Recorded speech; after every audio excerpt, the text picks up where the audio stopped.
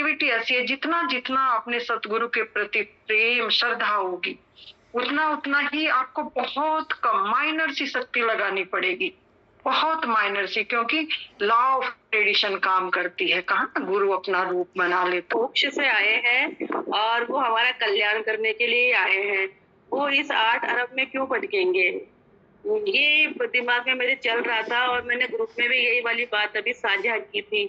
तो गुरुजी इस पे थोड़ा प्रकाश डालिए प्लीज। 8 अरब कैसे प्रमाणित किया जाए? आपके इस शरीर की उम्र कितनी है बताइए ओमती जी।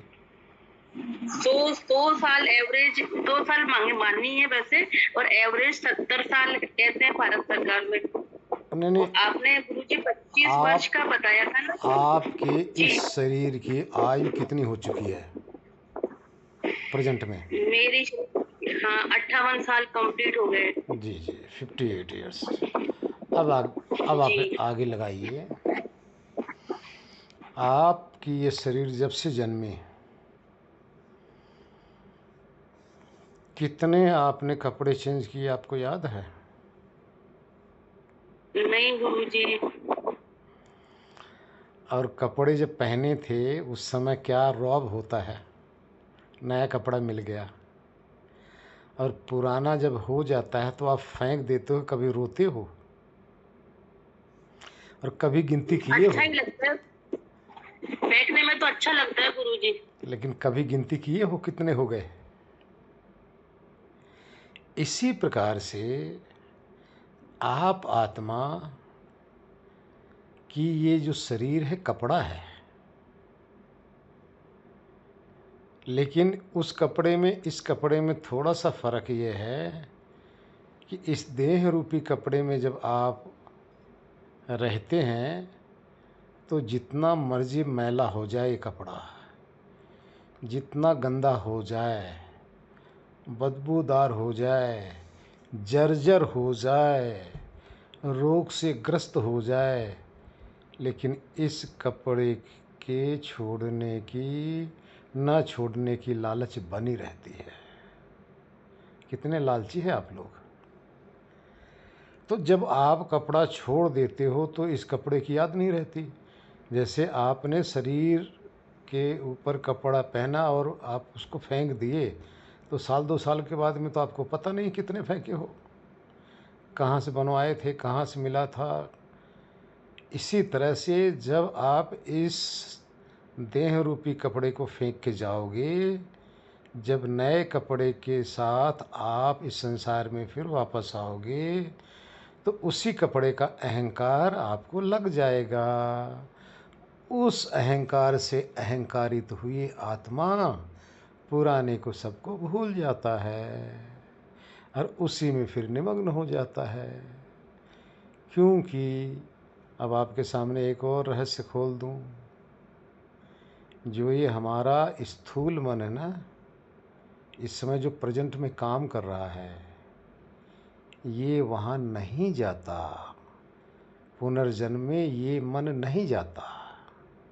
सूक्ष्म मन पुनर्जन्म में उपस्थित होता है, मन रहता यही। अब जैसे यहाँ के जो सारे दृश्य, शब्द, रस, रूप, गंध, स्पर्श आप अनुभव कर रहे हो ना, ये स्थूल मन है। जैसे आप सपने में जब जाते हो, सपने में जब रहते हो, तो वो सूक्ष्म मन है। अब दोनों में फर्क हो गया ना। दैनिक जीवन में स्थूल मन काम कर रहा है, सब कुछ ज्ञात है, और सपने में आपका सूक्ष्म मन काम कर रहा है, तो वो संस्कार युक्त होता है। और संसार में आपका ये मन क्रिया करता रहता है, वो सूक्ष्म मन लेकर उसके अंदर आपके इस जीवन के अनंत संस्कार लेकर, उस यानी उस पुलिंदा को लेकर आप दूसरे शरीर में चले जाते हैं और यहाँ का देश काल आप भूल जाते हैं। अब देखिए, दो प्रकार का संस्कार होता है, एक दृश्य संस्कार, एक अदृष्ट संस्कार। इस समय आप जितना भी आप कर रहे हो, इस जीवन में आपको जो भी दिखाई देगा, आपकी स्मृति में आएगी, तो आपको ज्ञात हो जाएगा कि ये रूप हमने कहाँ देखा था, इस प्राणी को हमने कहाँ देखा था। कुछ समय के बाद किसी से अगर आप मिलते हैं, तो वो आपके सामने जब प्रकट होता है, तो उसको देख के आप एक बार भूले होते हो, और फिर आप दिमाग पर जोर डालते हो, यार इनको मैंने कहीं देखा है, कहीं देखा है शब्द आ जाता है। लेकिन जब आप स्मृति पर प्रेशर डालते हो, स्मृति के द्वारा जब आपको अगला ही बंदा कह दिया कि आप मुझे वहाँ मिले थे, यानी उसकी स्मृति तेज हो गई, और तब आपकी स्मृति तुरंत आ गई, हाँ मैंने वहाँ मिला था भाई, अरे तुम वही हो। इसको कहते हैं दृष्ट संस्कार। जिस संस्कार के द्वारा देश काल की स्मृति आ जाए, वो दृष्ट संस्कार है। देखिए, सारा रहस्य आप लोग खुलवा लेना चाहते हो, कुछ हमारे लिए भी छोड़ दिया करो। दूसरा है अदृष्ट संस्कार। जब आप जन्म लेते हो, तो उस समय कुछ समय तक आपके ये दृष्ट संस्कार विद्यमान रहते हैं। इसीलिए परमात्मा ने, ईश्वर ने एक चालाकी किया, होशियारी किया। वो होशियारी क्या किया कि सभी यौन के जो जब बच्चे पैदा होते हैं, तो उनकी सारी शारीरिक क्रिया, मानसिक क्रिया, इंद्रियों की क्रिया बहुत जल्दी डेवलप हो जाती है और काम करने लग जाती है। लेकिन मनुष्य के अंदर ये परमात्मा ने कुछ ऐसे रहस्य छुपाया हुआ है, जिसको मनुष्य अभी जान नहीं पा रहा है। वो रहस्य क्या है? देखिए, साल, 2 साल, 3 साल तक आपके ऊपर यहाँ का जो संस्कार है, ये चढ़ने में समय लगता है, और आपका जो मस्तिष्क है, उसको डेवलप होने में समय लगता है। उससे पहले क्या रहता है? जब आप पैदा हुए होंगे, या आपके सामने बच्चे जब पैदा होते हैं, उसमें देखिए एक रहस्य छुपा पड़ा है। अरे ईश्वर बड़ी बहुत ही छुपा रुस्तम है। मैं तो देखता हूँ ना ईश्वर को, कितने छुपे रुस्तम हैं। देखिए, जब कोई पैदा होता है, नंदलाल जी म्यूट कर लो मेरे भाई, नंदलाल जी जी। देखिए, जब आप किसी बच्चे को देखो, बच्चा बिस्तर पे होता है, कभी हंस रहा होता है, कभी रो रहा होता है। उसके माथे पर देखिए, कभी माथा सिकुड़ सा जाता है, कभी माथे पे देखिए उसकी चमक कैसे रहती है। ये है क्या? इसका अर्थ होता है कि जिस समय उसकी भौहें सिकुड़ रही हैं, उस समय पूर्व जन्म का उसका जो दृष्ट संस्कार है, अब उसके सामने प्रकट है, उसको याद कर रहा है, और उसी के ख्याल में खोया हुआ है। डरावना, भयावह, जिससे उसको प्रतिकूलता का अनुभव हुआ है, अब वो अनुभव कर रहा है। जब आप देखोगे, बच्चा हंसता भी है। कभी आप लोगों ने 2-4 दिन के बच्चे को हंसते हुए देखा है? हंसते हैं, कैसा उसका चेहरा माथे पे चमक आ जाती है। इसका अर्थ उसने अपने प्यारों को देख रहा है, प्यारों को देखकर उसकी स्मृति में वहाँ का सारा दृश्य बना हुआ है, प्रसन्न हो रहा है। लेकिन अब परमात्मा की लीला देखिए, इसीलिए मनुष्य जन्म में जो जन्मता है उसको 2, 4, 6, 7, 8 साल के बाद में उसकी बुद्धि डेवलप हो पाती है। क्यों? क्योंकि जो पूर्व जन्म के जो संस्कार है, यहाँ के संस्कार से वो दबाना पड़ता है। परमात्मा ऐसी कृपा करता है जिससे कि द्वंद्व युद्ध न छिड़ जाए। फिर भी कभी कभी आप लोगों ने अनुभव किया होगा कि ऐसे ऐसे बच्चे जन्मे हैं, वो बताने लग जाते हैं कि मेरा तो फला गांव में फला जगह मेरा ये नाम था, मेरी ये पत्नी थी, इतने बच्चे थे, वहाँ लेके पहुँच भी जाते हैं। अगर परमात्मा ये हमारे इस संस्कार को दबाए ना, यहाँ के संस्कार के द्वारा, तो भाई आप तो कई कई घरों के मालिक हो जाओगे, कई कई पतियों के मालिक हो जाओगे, कई कई पत्नियों के मालिक हो जाओगे। ये आपका चक्र समाप्त ही नहीं होगा। इसलिए परमात्मा ने ये रहस्य छुपाया हुआ है। इस तरह से जैसे आपने इस जीवन में कितने वस्त्र बदले हैं, इसी तरह से इस सृष्टि के अंदर 8 अरब इस सृष्टि की बात हो रही है, ध्यान रखना। ये सृष्टि जब से चालू हुई है 1 अरब 96 करोड़ कुछ लाख वर्ष हुए हैं। इसी में आपने इतने वस्त्र धारण किए हैं, इतने शरीर धारण किया है। उससे पहले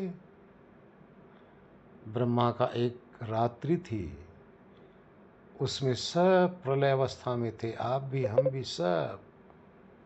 उससे पहले फिर ये सृष्टि चक्र था। ये चक्र चलता आ रहा है, चलता रहेगा, कभी समाप्त होने वाला नहीं। इसलिए अब जो दृष्ट संस्कार होता है, जो अदृश्य संस्कार होता है, इस पे आ जाएं। जब इस जन्म में आप इस समय हैं, अभी आप देखिए, आप को अपने पुराने जन्मों के विषय में किसी जन्म को याद है? सब भूले बैठे हो। इसी का नाम अदृष्ट संस्कार है, लेकिन संस्कार आपके अंदर विद्यमान है। और अगर आप चाहो तो आप लोगों के कई जन्म का रहस्य आपके अंदर छिपा हुआ है, आप देख सकते हो, अनुभव कर सकते हो। रास्ता मैं बता दूंगा, तरीका मैं बता दूंगा, कई कई जन्म आप देख सकते हो, सहज हो जाएगा। और रही बात ज्ञानी पुरुषों की, देखिए 2 प्रकार के इस संसार में मोक्ष से आते हैं या मोक्ष से जाते हैं। जो मोक्ष का अधिकारी हो जाता है जीव, या तो वो पूर्ण ज्ञानी होता है, या मोक्ष से जो आया हुआ जीव है, आत्मा है, वो पूर्ण ज्ञानी होता है। क्योंकि पूर्ण ज्ञान ही मोक्ष की पहचान है। कुछ मोक्ष में अपनी अवधि पूरी करके 31 नील, 40 खरब, 10 अरब यानी 1000 बार ये सृष्टि का लय, विनाश, प्रलय को एक ब्रह्मा का दिन कहते हैं। ऐसे 100 साल लगा लो, उसको मोक्ष का काल कहते हैं, समय कहते हैं। वो क्यों आना पड़ता है, ये रहस्य और भी खोल दूं। अभी जो आप इस जीवन में आपने किया हुआ है ना, 3 संस्कार बताए हैं ना, संचित, प्रारब्ध, क्रीमाड़। संचित तो आप जब समाधि लगाते हो उसमें भस्म होता जा रहा है। कभी आप लोग ये आलस मत करना कि आज ध्यान नहीं लगा, नहीं, सावधान, कभी आलसी मत बनना। ध्यान नहीं लगा तो क्या हुआ? असंख्य जन्म के संचित संस्कार आपने भस्म कर दिया। वो आकर आपसे वहाँ लड़ रहे थे। क्यों लड़ रहे थे? कि वो भस्म होने से बचना चाह रहे थे, और उन्होंने आपकी समाधि लगने नहीं दिया, लेकिन वो तो भस्म हो गए, आप तो उनसे मुक्त हो गए। तो संचित संस्कार सिर्फ समाधि के अंदर भस्म किए जा सकते हैं, वो भी परमात्मा ईश्वर ही भस्म करता है, आपके बस की बात नहीं है। आपका काम है, सर्दी लग रही है, अग्नि के सानिध्य में बैठ जाना। अब गर्मी दूर, सर्दी दूर होगी नहीं दूर होगी, ये आपके अधिकार में नहीं है, ये अग्नि का अधिकार है कि आपकी सर्दी को दूर करेगा। इसी तरह से आप वहाँ समाधि में चले जाओ, आपके संस्कार को, संचित संस्कार को भस्म करने की आप चिंता मत करो। जहाँ आप जा रहे हो अब उसकी ड्यूटी है, वो ईश्वर है, उन्होंने भस्म करना है। आगे सुनो, अभी सब आ जाएगा इसी में, क्योंकि मैं जब शुरू करता हूँ तो बीच में छोड़ना नहीं चाहता कि जिससे कि आपके प्रश्न फिर दोबारा वापस आ जाए। सबको एक साथ लेके चलना चाहता हूँ, जिससे सारा शंका समाधान एक में ही हो जाए। अब आगे देखिए, वहाँ आपके संचित संस्कार भस्म हो रहे हैं समाधि के अंदर। यहाँ से आप मुक्त हो गए। संचित संस्कार कहाँ के हैं? मेढक के भी हैं, सांप के भी हैं, बिच्छू के भी हैं, छिपकली के भी हैं, चींटी के भी हैं, कुत्ते के भी हैं, शेर के भी हैं, बाघ के भी हैं, पेड़ के भी हैं, मनुष्य के भी हैं, राक्षस के भी हैं। सबके संस्कार आपके अंदर विद्यमान है जो संचित हैं, वो वहाँ भस्म हो रहे हैं समाधि के अंदर। तभी आप छूट पाओगे। अब दूसरा संस्कार क्या है? प्रारब्ध। प्रारब्ध क्या है? पूर्व जन्मों के आधार पर आपको जन्म मिला है, यानी पिछले महीने जो आपने कमाई किया है ना, वो इस जीवन में खा रहे हो, और इस जीवन में जो कमाई कर रहे हो 90% हिस्सा इस जीवन का भी खा ले रहे हो साथ में, लेकिन 10% फिर आपको प्रारब्ध के लिए रखा जा रहा है।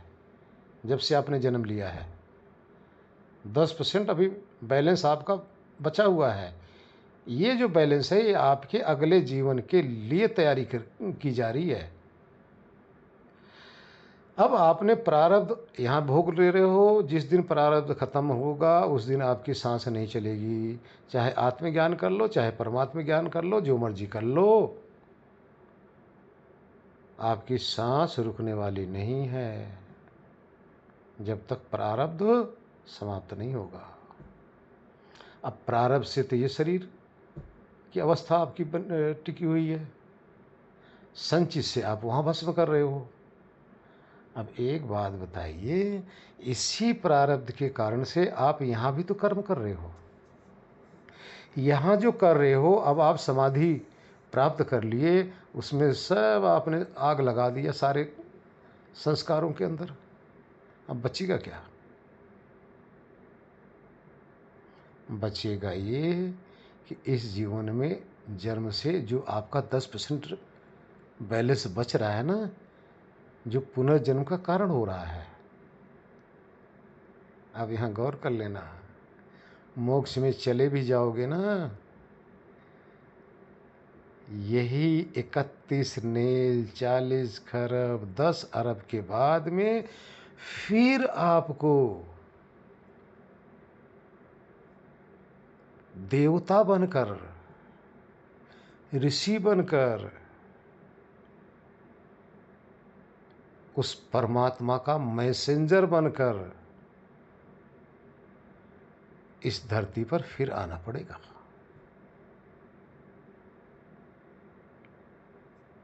ईश्वर का मैसेंजर बनोगे,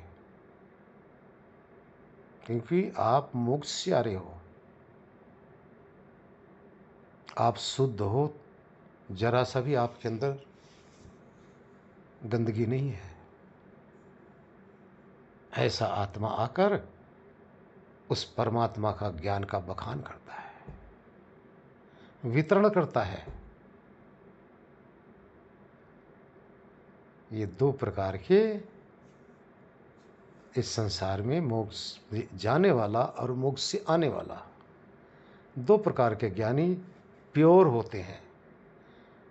बाकी इस ज्ञान के पथिक हैं। और तो और देखिए, ऐसा जो शुद्ध ज्ञानी होगा, ऋषि होगा, ध्यान रखना, हम उनको ऋषि कहते हैं, ब्रह्म ऋषि कहते हैं। ऐसे के सानिध्य में कोई भी पापी से पापी अगर चला जाएगा ना, मुक्त होने में उसमें भी समय नहीं लगेगा, क्योंकि उसकी वाणी में रस होगा, मिठास होगी, उसके नेत्रों के अंदर ज्वाला होगी जो आपके अज्ञान को हटाने में सहायक होगा। उसके अंदर वो ऑरा होगा, उसके सानिध्य में जाएंगे तो आप ना चाहते हुए भी आपके अंदर जागृति पैदा होने लग जाएगी। उसको गुरु कहते हैं, सदगुरु कहते हैं। ये दिखाई नहीं देता, लेकिन शिष्य की एक मकान है। वो मकान कहाँ टिका होता है? नीम पर। नीम कभी किसी को देखा दिखाई देती? नीम छुपी होती है। लेकिन शिष्य ऐसे गुरु के नीम पर टिके होते हैं जिससे उनका कल्याण होता है। तो गुरु तो हो सकती है, परमात्मा हो सकती है, नीम की तरह छुपी हुई है। नीम समझ रहे हो ना, जिसमें मकान टिकता है, वो छुपी हुई है, लेकिन सब उसी पे टिके हुए हैं। परमात्मा के देखिए, परमात्मा पे सब टिके हुए हैं, वो छुपा हुआ है, लेकिन सारे जड़ चेतन उसी पे टिके हुए हैं। इसी तरह से समझिए। हरिओम। आप लोग ऐसे ऐसे रहस्य खोलने के लिए मजबूर कर देते हो, हमें असहाय कर देते हो कि ना चाहते हुए भी आप लोग बुलवा लेते हो। नारायण।